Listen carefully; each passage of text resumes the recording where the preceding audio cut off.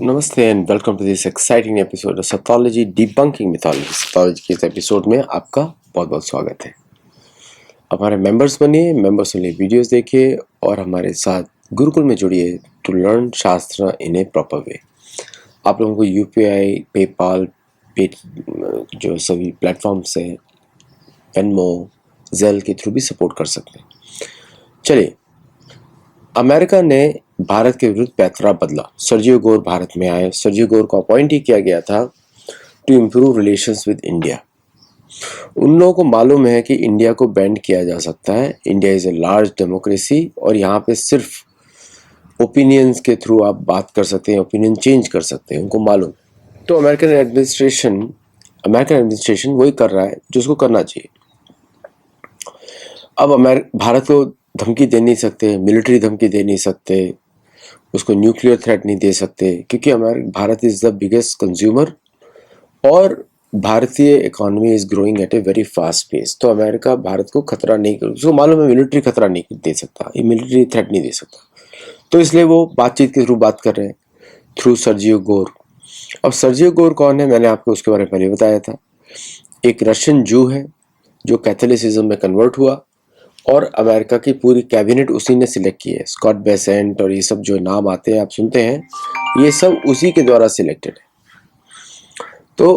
तो उसका जो काम है वो ये है कि भारत की जो एनिमोसिटी है टुवर्ड्स अमेरिका उसको ब्लंट किया जाए। और अमेरिका ने अभी 25% टैरिफ भारत के ऊपर और बढ़ा दिया है। अब भारत के ऊपर जो टैरिफ है टोटल 100% पहुंच गया है। थ्रेट हो रही है 500% लेके जाने की। तो भारत के ऊपर वो तो अमेरिका का प्लान चलता रहेगा, थ्रेट देता रहेगा और वो शायद उस पर रेजोल्यूशन भी पास कर दे। गोल उनका ये है कि भारत बढ़ना नहीं चाहिए, भारत अपनी टेक्नोलॉजीज डेवलप ना करे। आप जो भी जीसीसी में देखते हैं इन्वेस्टमेंट भारत में,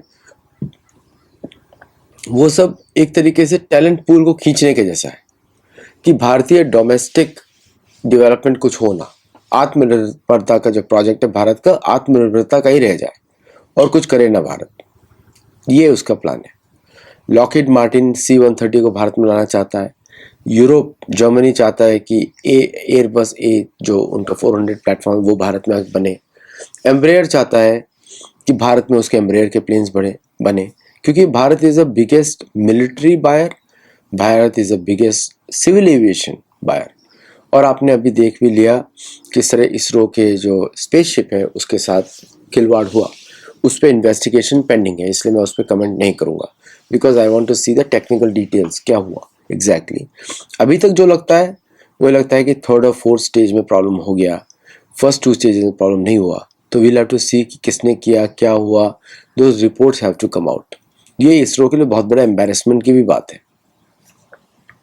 अमेरिका को पसंद नहीं है कि भारत कोई इंडिपेंडेंट रॉकेट लॉन्चेस में एक्सपर्ट बन जाए और उसका बिजनेस छीने, एलोन मस्क का बिजनेस छीने। एलोन मस्क ने नासा को बर्बाद किया। एलोन मस्क जो है इसरो को भी नहीं छोड़ेगा, क्योंकि इसरो और नासा का टाई अप है, तो इसरो को भी नहीं छोड़ेगा। तो जो भारतीय साइंटिस्ट को जो लगी रहती है वैलिडेशन लेने की, टू सीक हेल्प बार बार, टू शेयर फाइंडिंग्स, ये बंद करना चाहिए। It has to be black box, तभी वो सुधरेगा, नहीं तो नहीं सुधरेगा। आपको क्या लगता है कि कोई प्राइवेट कंपनी भारत की अपना टेक्नोलॉजी नो हाउ शेयर करती है? नहीं करती। इसरो शेयर करता है नासा के साथ, और नासा इसरो को वो इन्फॉर्मेशन देता है जो उसके लिए रेलेवेंट नहीं होती या जो क्रिटिकल होती है, वो इन्फॉर्मेशन नहीं देता। रशिया ने आज तक आपको बहुत सारी क्रिटिकल टेक्नोलॉजीज नहीं दी है भारत को, अमेरिका भी नहीं देगा, कभी भी नहीं देगा। ओनली भारत जो है कुछ ज़्यादा ही ओपननेस में शेयर करता है सबके साथ, पूरी दुनिया के साथ शेयर करता है, ये रिस्क है, बहुत बड़ा रिस्क है। तो बहुत सारे आपने स्पाइंग अटेम्प्ट्स भी देख लिए होंगे ब्राह्मोस के ऊपर, इन सब के ऊपर। तो सडनली अमेरिका ने पैतरा क्यों बदला? क्योंकि उनको मालूम है लड़ नहीं सकते, तो बातचीत तो कर सकते हैं, बातचीत के थ्रू लीडरशिप को सॉफ्ट कर देंगे, क्योंकि भारत ऑलरेडी कॉलोनाइज माइंडसेट में है, वैलिडेशन ढूंढता रहता है। भारतीय लीडर्स बात करते हैं कि हम आत्मनिर्भर है, सिविलाइजेशनल स्टेट है, ये सब, लेकिन प्राइवेट टॉक्स में सारा चीज शेयर होता है। देयरफॉर वो आपको समझना पड़ेगा, competitor is a competitor is a competitor. आज भारत के कंपेटिटर रशिया भी है, आज भारत का कंपेटिटर चीन भी है, आज भारत का कंपेटिटर इज इवन अमेरिका, और यूरोप तो हमेशा ही भारत का कंपेटिटर रहा है। So all these competitors are there Bharat के, और भारत को अकेले ही सर्वाइव करना है। भारत की 140 करोड़ की पॉपुलेशन है, 140 करोड़ की पॉपुलेशन भारत को खुद ही टेक केयर करनी है। सो ये जो भारत का जो शेयरिंग वाला माइंडसेट है वो बंद होना चाहिए, तो उससे भारत के इंजीनियर्स का प्रोटेक्शन होगा। और भारतीय जो गुप्तचर और अदृश्य राज्य है उन सबको भी इस पे बहुत ध्यान देना चाहिए, क्योंकि अभी अभी दुनिया, भारत का स्टेटस बदल गया है, भारत का प्रोफाइल बदल गया है, और भारत के इस प्रोफाइल में भारतीय सेना को, भारतीय जो एजेंसीज हैं, भारतीय ऑर्गेनाइजेशंस हैं, उनको उस तरह काम करना पड़ेगा जिससे कि उसका प्रोफाइल आगे बढ़े या उसका प्रोफाइल प्रोटेक्ट हो, इसलिए बढ़ना पड़ेगा। सो सर्जियो गोर ने जो पैतरा बदला है वो स्ट्रेटेजिक थॉट प्रोसेस है अमेरिका का, कि भारत को हम युद्ध में नहीं जीत सकते, लेकिन हम इसको ईस्ट इंडिया कंपनी के मॉडल पे इसको टेक केयर कर सकते हैं। क्योंकि भारत चीन नहीं है, भारत रशिया नहीं है। चीन के पास खुद के इंजन हैं, खुद के टेक्नोलॉजीज है, लेकिन वो एक हॉस्टाइल की तरह काम करता है। भारत उनको लगता है सॉफ्ट है, भारत को मैनिपुलेट किया जा सकता है, भारत को प्रेशर में डाला जा सकता है, भारत को रिजीम चेंज किया जा सकता है। आपने मेरा पोस्ट देखा होगा, मैंने सर्जियो गोर को टारगेट किया, वहां पे टैग किया उसको। तो Bharat is an easy target. उनके पास पुरानी प्लेबुक है MI6 की। आपको लगता है कि MI6 और जो अमेरिका का अदृश्य राज्य है वो कोलैबोरेट नहीं करते? पूरी तरह कोलैबोरेट करते हैं। भारत के ऊपर पूरी स्ट्रेटेजी MI6 के थ्रू आती है। जो अमेरिकन अदृश्य राज्य है वो MI6 के थ्रू काम करता है, दोनों एक साथ काम करते हैं। अभी भी जो है MI6 जो है एक तरीके से अमेरिका कंट्रोल करता है, उसका एजेंडा है। इसलिए आपने देखा होगा कि अभी जब सडनली जो बात हो रही है, यू विल सी कि यूरोपियन की सारी बैंक्स, जैसे कि लिखते हैं, we stand in full solidarity with the federal reserve system and its chair Jerome Powell. Independence of central banks is a cornerstone of price financial economic stability in the interest of citizens that we serve। वो सिर्फ waste के बारे में सोच रहे हैं। और signature किस किस के हैं? क्रिस्टियन लगार्डे के, जो कि यूरोपियन सेंट्रल बैंक के प्रेसिडेंट हैं। एंड्रू बैली, वो गवर्नर है बैंक ऑफ इंग्लैंड के। एक Eric Thedeen, governor of Sveriges Riksbank. फिर Christian Kettel Thomsen, chairman of Denmark national bank. Martin Schlegel, chairman of Swiss national bank. Michele Bullock, reserve bank of Australia. Tiff Macklem, governor bank of Canada. Chang Yong Rhee, governor of bank of Korea. Gabriel Galipolo, governor of Brazil, central bank of Brazil. And François Villeroy Galhau of bank of international settlements BIS, वो chairman है। Pablo Hernandez de Cos, general bank manager of the bank for international settlement BIS। ये सब banks कौन सी हैं जो chairman पाउल को support कर रही हैं? ये सारी अदृश्य राज्य की फंडिंग एजेंसीज हैं। ये बैंक्स, ये फंडिंग एजेंसीज हैं, इनके थ्रू इंटरनेशनल सिस्टम चलता है। और इनके सबके पीछे कौन है? Monarchy, British monarchy. इसके पीछे, सबके पीछे ब्रिटिश मोनार्की है। दीज आर द पीपल जो फेडरल रिजर्व सिस्टम को अपने कंट्रोल में रखना चाहते हैं, so that they can fund और डिफंड अमेरिकाज प्रोजेक्ट्स। इन सबको रिप्लेस कौन करना चाहता है? ट्रम्प। विद ब्लैक रॉक के CIO से रिप्लेस करना चाहते हैं। तो गेम तो ये असली है, where the money flows attention goes, ये मंत्र होता है। तो कौन कंट्रोल करना चाहता है? तो मतलब अमेरिका की लड़ाई किसके साथ है? नॉट ओनली दुनिया के साथ है, बट उसके ही कंट्रोलर्स के साथ भी है। कंट्रोलर उसके आज भी ब्रिटेन है, जो उसके सारे इंडस्ट्रीज को कंट्रोल करता है फाइनेंस के थ्रू, और यही कंट्रीज लोन को सेटलमेंट करती हैं। तो अगर ये अमेरिकन फेडरल रिजर्व को अमेरिका, ट्रम्प कंट्रोल कर लेते हैं, तो इन सबका रोल खत्म हो जाता है। तो इसलिए ये सारी लड़ाई वाली है। अब इस लड़ाई से कैसे निकला जाएगा? भारत को कंट्रोल करके। अब ये सारी बैंक्स चाहती हैं कि भारत को कंट्रोल किया जाए। कैसे किया जाएगा? Through international agreement, international weapons purchases, through international, ताकि भारत का इंटरनल इकोनॉमिक डेवलपमेंट नहीं हो पाए, भारत अपने पैर पे खड़ा ना हो पाए। राइट? इस तरह किया जाता है। सो ये जो इकोसिस्टम है बैंक्स का, अदृश्य राज का, एजेंसीज का, मोनार्की का, ये सब भारत के विरुद्ध है।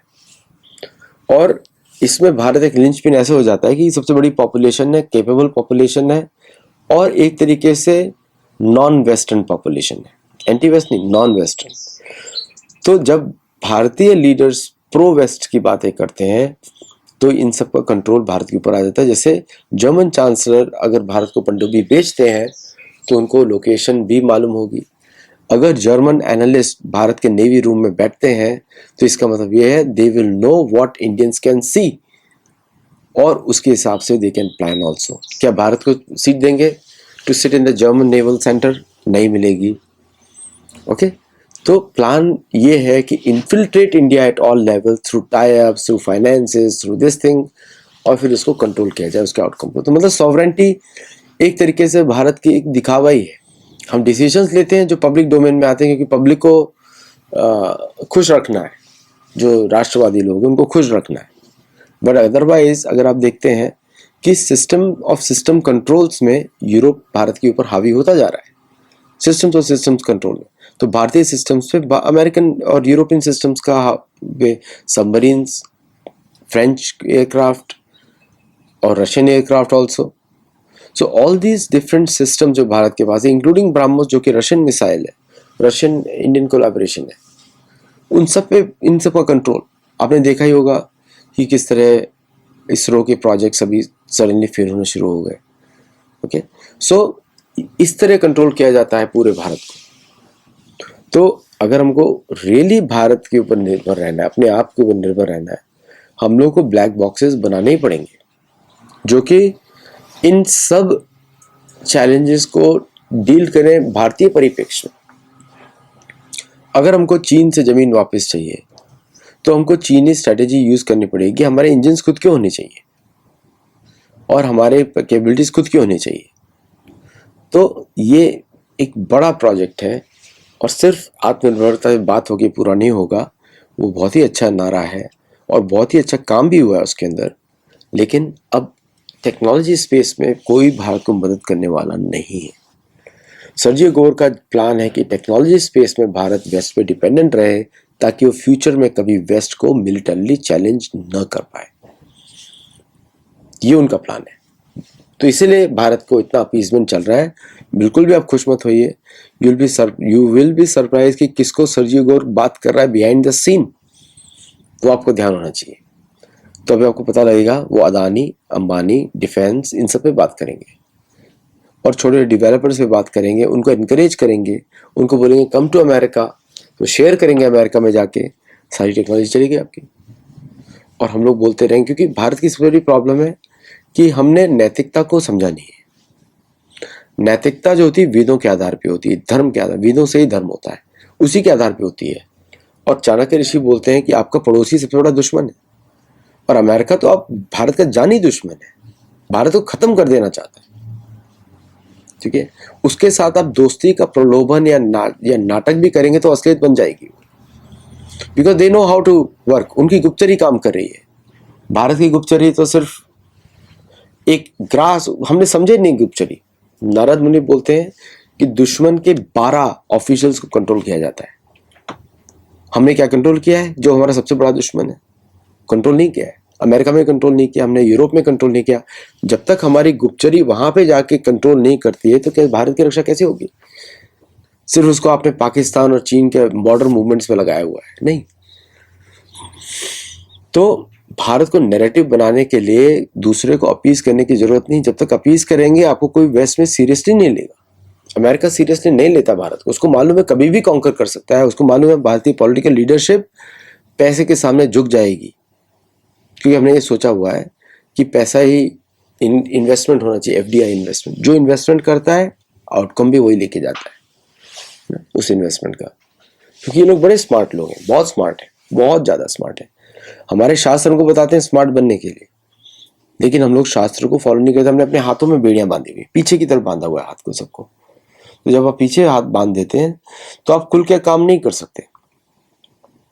ये बात मैं मानता हूं कि बहुत सारी चीज हम बताते नहीं है, लेकिन आपको आउटकम से दिख जाता है कि अगर अमेरिका जैसा देश इतना कॉन्फिडेंट है कि भारत से रिश्ते मेंड करेगा, इसका मतलब ये है कि उसके पास लेवरेज है भारत के अंदर। हर चीज, हर कोई, पहली बात तो जयचंद बोलना नहीं चाहिए, मीर जाफर बोलना चाहिए। जयचंद भारत के विरुद्ध उन्होंने काम नहीं किया, उन्होंने कुछ और काम किया जो शायद भारतीयों को इतिहास पढ़ना चाहिए ठीक से। तो और वो विभीषण, विभीषण तो राम के भक्त हैं, उन्होंने लंका नहीं ढाई, रावण ने लंका ढाई, समझे आप। विभीषण तो राम के भक्त हैं, हमारे भाई हैं, हनुमान जी के दोस्त हैं। तो जो भगवान राम की शरण लेता है वो हमारे दोस्त हैं। तो इसलिए ये बोलना कि घर का विभीषण लंका ढाए, नहीं, विभीषण तो उन्होंने लंका का उद्धार किया, ढाई नहीं किए। हम तो राम के साथ हैं और पूरी लंका उनके पास चली गई, है ना। रावण का वध करना धर्म में है। तो पर्सपेक्टिव तुमको बदलना ही पड़ेगा कि भारत को आगे, नेशनल सिक्योरिटी पॉलिसी यही बोलती है ना, no power can should come close. अगर अमेरिका बोलता है वेस्टर्न हेमिस्फीयर हमारा है, तो भारत क्यों नहीं बोलता है कि एंग्लो, आप ड्यू गार्से से निकलिए बाहर, ऑफिशियल स्टेटमेंट आना चाहिए, निकलिए यहाँ से, देन बात होती है इक्वली, तब लोग सीरियसली लेते हैं, नहीं तो नहीं लेते कभी भी सीरियसली। अगर इतना ही है अमेरिका को, तो बोल दे कि मिडिल ईस्ट में सारे बेसिस बंद करें जो भारत के विरुद्ध उसका यूज किया जा सकता है। पाकिस्तान में अमेरिकन बेस है, बांग्लादेश में अमेरिकन बेस है, उसे बंद किया जाए अगर आपको वेस्टर्न हेमिस्फीयर चाहिए तो। ये स्पष्ट बातें होती है, इनडायरेक्ट बातें नहीं होती, क्योंकि आप एक असुर को बात कर रहे हो, असुर को कुछ समझ में नहीं आता, उसको ये नहीं पता क्या करना चाहिए क्या नहीं करना चाहिए। तो इसलिए स्पष्ट communication is very much needed, और ये भारत को करना ही पड़ेगा। चलिए आज के लिए इतना ही। आप हमारे गुरुकुल में जुड़िए, हमारे वीडियो को लाइक करिए, शेयर करिए, सपोर्ट करिए। मैं एक बात और बोल देता हूँ राफेल के ऊपर। देखिए, जो लोग राफेल को अपोज कर रहे हैं वो वही लोग हैं जिन्होंने पहले अपोज किया था, पहली बात। दूसरी बात, आप $36 बिलियन दे रहे हो राफेल को, प्लस साफरान इंजन का अलग डील चल रहा है $7 बिलियन का। इंजन कब आएगा? 7 साल के बाद, 8 साल के बाद। सपोज आप 5 से 6 बिलियन डॉलर डालते हो GTRE में, डालते अगर 10 साल पहले डाला होता तो अब तक इंजन आ चुका होता। अगर आज डालते हो तो 2 साल में इंजन आ जाएगा भारत का, जो ऑलरेडी इंजन बन चुका है कावेरी का, उसको आपको एनहांस करना है, तो वो तो फटाफट हो सकता है अगर चाहे तो गवर्नमेंट, लेकिन फिर आप जो HAL की पॉलिसीज हैं, कैसे उसको आप गवर्न कर रहे हो, फिर DRDO की कैसे आप गवर्न कर रहे हो, क्या भारत वो सारे प्रोडक्ट्स खरीदता है? नहीं खरीदता। अमेरिकन गवर्नमेंट अपनी इंडस्ट्री के सारे प्रोडक्ट्स खरीदती है, स्पेसिफिकेशन पे लाके खरीदती है, and that's how the American products grow. हर 2 दिन में F-35 बनता है, हर 2 दिन में। तेजस तो बना ही नहीं पाते क्योंकि अमेरिका पे डिपेंडेंट है।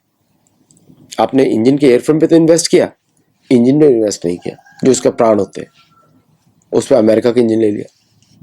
तो व्हेन यू डू ये हाफ बिग जो डील्स होती है ना, ये भारत को नुकसान ज्यादा करती है, किसी और को नहीं। दूसरों का पर्पस हो रहा है, सबको पैसा मिल रहा है, जी को भी पैसा मिल गया, राफेल को भी मिल जाएगा। What about the future of Bharat? क्योंकि हमारे लीडर्स को 100 years अहेड सोचना पड़ेगा या 1000 years अहेड सोचना पड़ेगा।